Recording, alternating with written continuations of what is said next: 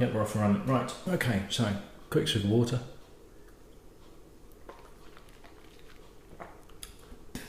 I'm not spitting it out, I've got no bucket down there.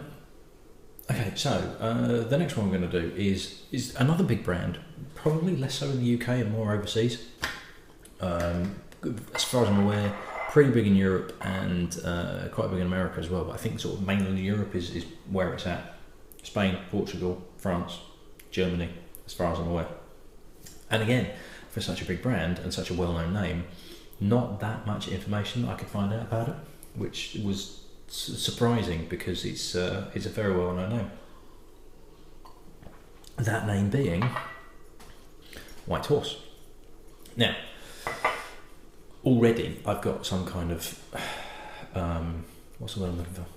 Conflict between the information that I'm getting, because everything I've read about it up to this point, when it's been referenced in other distilleries, particularly with Lagavulin and Freud, talk about a guy called Peter Mackie, who was the creator of this blend in 1861. Yes, 1861.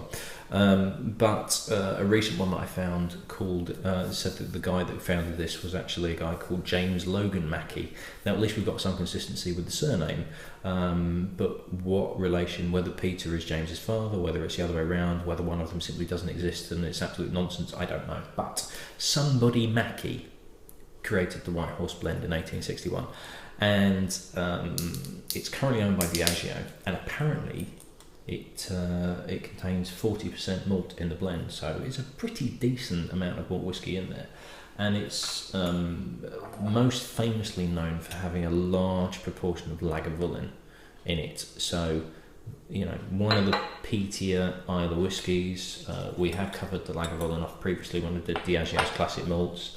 Now Diageo do own a lot of distilleries, so it would be difficult to say what else is in it, but it's one where White Horse is known for the quantity of Lagavulin that's in it, which influences its flavour. Now, as I do this brings me nicely on to another interesting fact, apparently, whether this is true or not, but White Horse was the first brand to introduce a screw cap into the market as its seal rather than corks, and you know, it's prevalent all over the place now. Whether that's just for whiskey or whether that's for drinks in general, can't say. Didn't say where I found it from. Can't remember where I found it from, but it was you know, as a marketing thing and as a kind of influencing the rest of the industry. Quite interesting that it's that one that was the first one to use a screw cap. So I have never had White Horse before. It's not very easy to get hold of in the UK. If you can find it, you're probably looking at about £20, which is, for a blend, yeah, fair to middling price wise.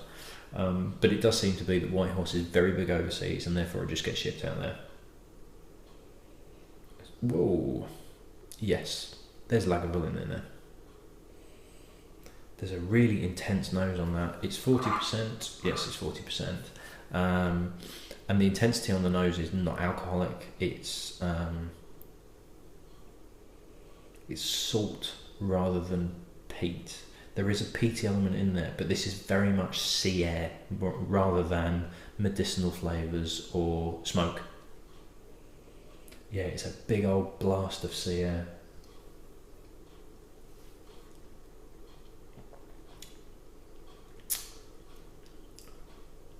Really, really soft on the palate. Wow.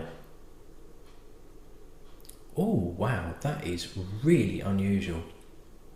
It's really, really soft and really quite sweet, but it's a really odd sweetness to it, in that it kind of sits on the bottom of your tongue and coats it, and it's very honeyed, like, and it's so soft it feels like you've got runny honey on your tongue. It's a lovely honey sweetness, and yet above it is this, where the Lagavulin element kicks in, where there is a sea salt and a freshness, and there's a bit of the medicinal Islay feel in there as well.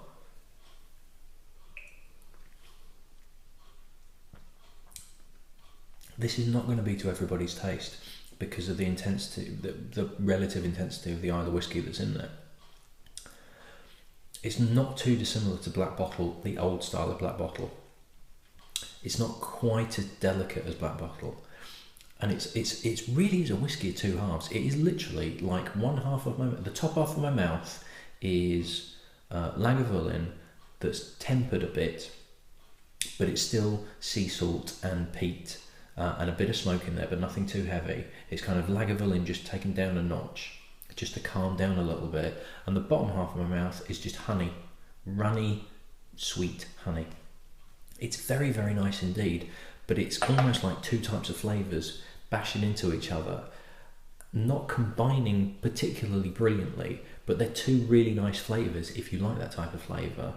That it's like drinking, it's like having two different drinks at the same time. It's really unusual.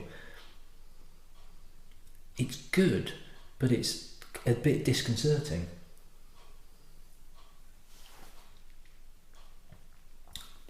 That is one of the most unusual whiskies I've ever had. Genuinely, it's weird, but it's weird in a good way. It's really interesting. It's a fascinating blend of flavours. It really is, that don't quite marry together, but they are so good themselves independently that it almost doesn't matter. That really has surprised the hell out of me. I did not know what to expect from that.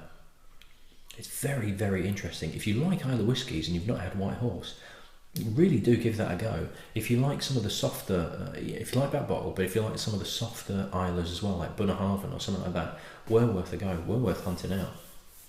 Really unusual, really different, but very, very pleasant indeed. And if you can find it for about 20 quid a bottle, yeah, if you like your Islay whiskies as well, and I hate to use the word mainstream drinkers, but for people that have never encountered Islas or don't like Islas, there's probably too much of an Isla element in there that they're really going to like that. But if you're interested in your Islas and you like that smoky, peaty feel, give that a go. Very, very impressive. Good stuff, that. Yeah. Right, that's two done, and right, I'm going to go to bed. Cheers.